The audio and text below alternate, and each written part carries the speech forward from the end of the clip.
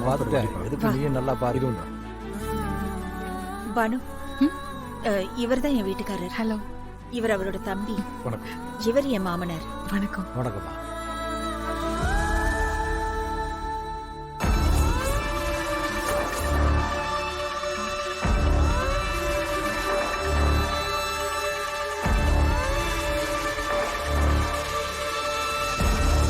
அப்புறம் சித்ரா, +2 முடிச்சிட்டேன்னு சொன்ன, higher studies என்ன பண்ண போற?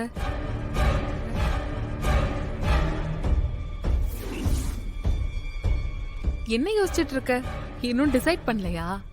நான் ஒரு காலேஜ் ப்ரொஃபசர் தான். உங்க அம்மா சொல்லிருப்பாளே.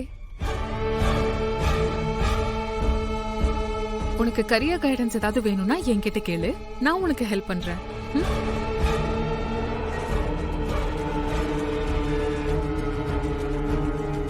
சரி, என்ன படிக்கணும்னு ஆசைப்படுற?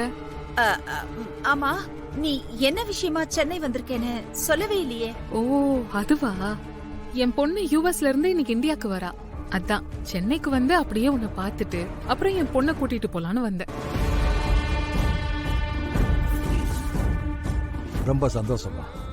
பொண்ணு என்ன விஷயமா வெளிநாடு போயிருக்கா? அவ அங்கதான் மேல் படிப்பு படிச்சா.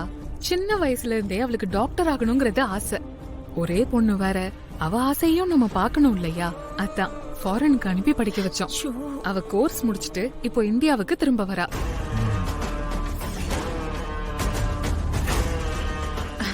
காஃபி. ஆமா, இது யாருன்னு சொல்லவே இல்லையே.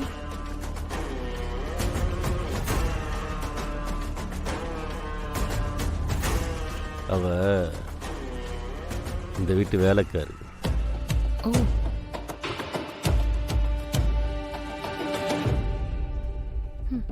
அப்புறம் சித்ரா, நான் கேட்டதுக்கு நீ பதில் சொல்லவே இல்லையே.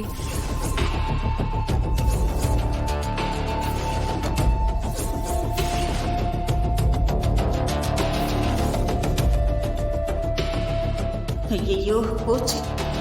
அக்கா, பானு, நீ வந்ததுல டயர்டா இருப்ப. வா, முகம் கழுவிட்டு ஃப்ரெஷ் ஆயிடு. அதெல்லாம் வேணாம், நான் ஓகே தான். இல்ல, நான் சொல்றேன் இல்ல, நீ வா. வா, எந்திரி. இருடி, கையில காஃபி இருக்கு. வா வா, போலாம். வரேன்.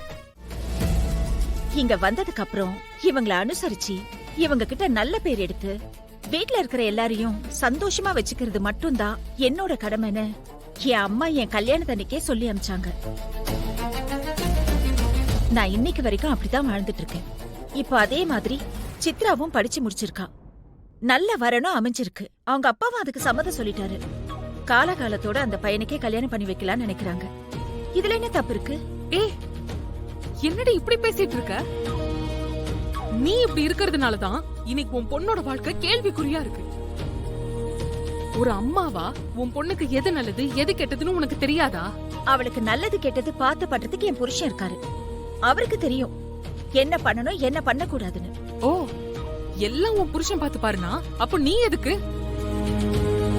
இல்ல, இதுக்கப்புறம் உன்கிட்ட பேசி எந்த பிரயோஜனமும் இல்ல.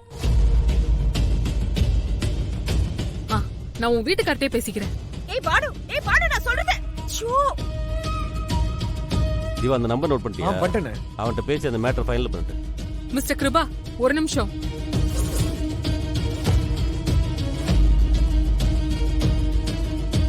சொல்லுங்க. படிக்க வேண்டிய பொண்ணுக்கு எதுக்கு கட்டாயப்படுத்தி கல்யாணம் பண்ணி வைக்கிறீங்க? அந்த காலத்துலதான் சின்ன வயசுலயே கல்யாணம் பண்ணி கொடுத்தாங்க. ஆனா இன்னைக்கு வெளிய போய் பாருங்க, பொம்பளை பிள்ளைங்க என்னெல்லாம் சாதிச்சிட்டு இருக்காங்கன்னு. ஊர்ல இருக்கிற பெத்தவங்க கூட பொம்பளை பிள்ளைங்களை படிக்க வைக்கிற இந்த காலத்துல சிட்டில இருந்துட்டு இப்படி பண்ணிட்டு இருக்கீங்க. இது உங்களுக்கு நியாயமா இருக்கா? நீங்க பண்றது ரொம்ப பெரிய தப்பு.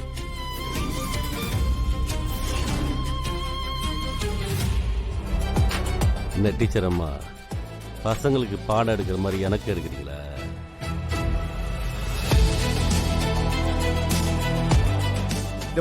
இந்த மாதிரி எதிர்த்து பேசுறல்ல, அதுக்கு தான் பொம்பளை பிள்ளைங்களை படிக்க வைக்க கூடாதுன்றது. நான் அட்வைஸ் பண்ணலங்க.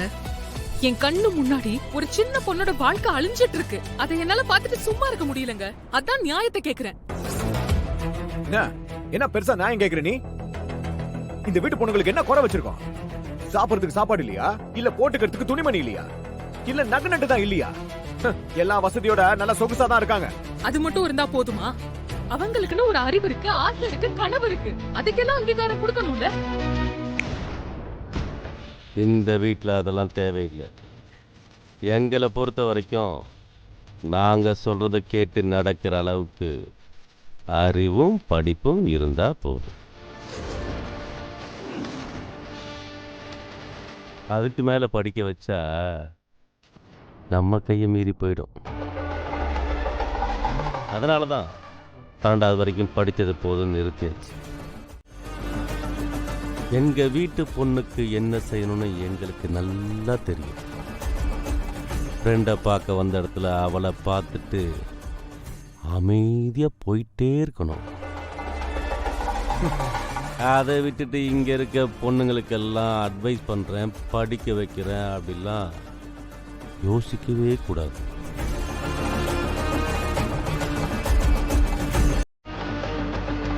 இனிமே இந்த மாதிரி அனாவசியமாக பேசுகிற வேலையும் வச்சுக்கூடாது. வந்தம்மா நல்லா கொட்டிக்கிட்டம்மா கிளம்புறமான்னு இருக்கணும். அதை விட்டுட்டு டீச்சர்ன்றதுக்காக எனக்கெல்லாம் பாடம் எடுக்கக்கூடாது. புரியுதா? சரி, நல்லப்பா.